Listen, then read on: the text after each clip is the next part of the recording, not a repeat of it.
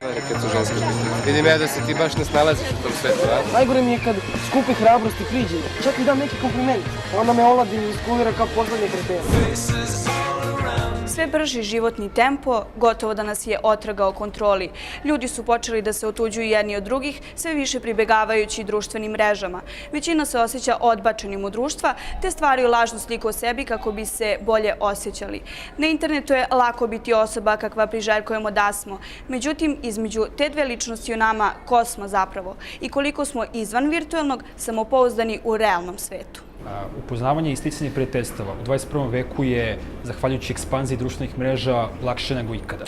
Srbija je čak 5. zemlja po korišćenju Facebooka u svetu i ima svega više od 2,5 miliona korisnika i nekako me je to inspirisalo da napravim kratku priču o momku koji se zaljubljuje u devojku iz svoje škole, ali nemajući hrabrosti da je priđe, on to radi preko Facebooka, gradeći lažan profil. Strahinja je jedan miran, povučen i sociofobičan tip koji ima frku prilaska devojci i preko Facebooka pokušava da muva tu devojku u koju se zaljubi. Društvene mreže su u neku ruku korisna stvar, jer, na primjer, možemo da kontaktiramo sa nekim ljudima koji nisu sa nama ovdje i sa kojima ne bi mogli da kontaktiramo toliko često. A druga stvar,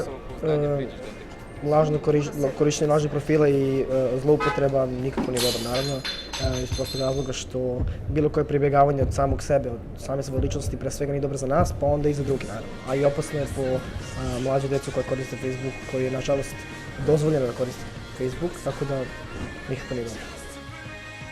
Neka istraživanja svedoče o porastu parova koji su se upoznali korišćenjem društvenih mreža, ali šta se dešava kada nemate hrabrosti da prikažete svoj pravi identitet?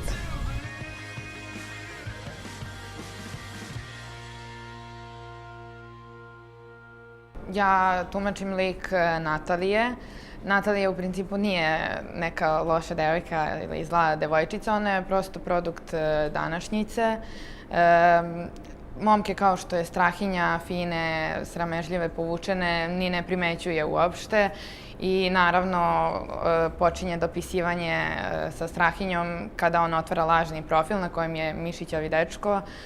Lično nisam zavisna od Facebooka, ja nemam Facebook profil. Topla reč, zagrljaj, poljupci, šetanje Dunavom, izlazci u bioskope, to Facebook nekad neće moći zamijeniti. Družite se, to je poenta.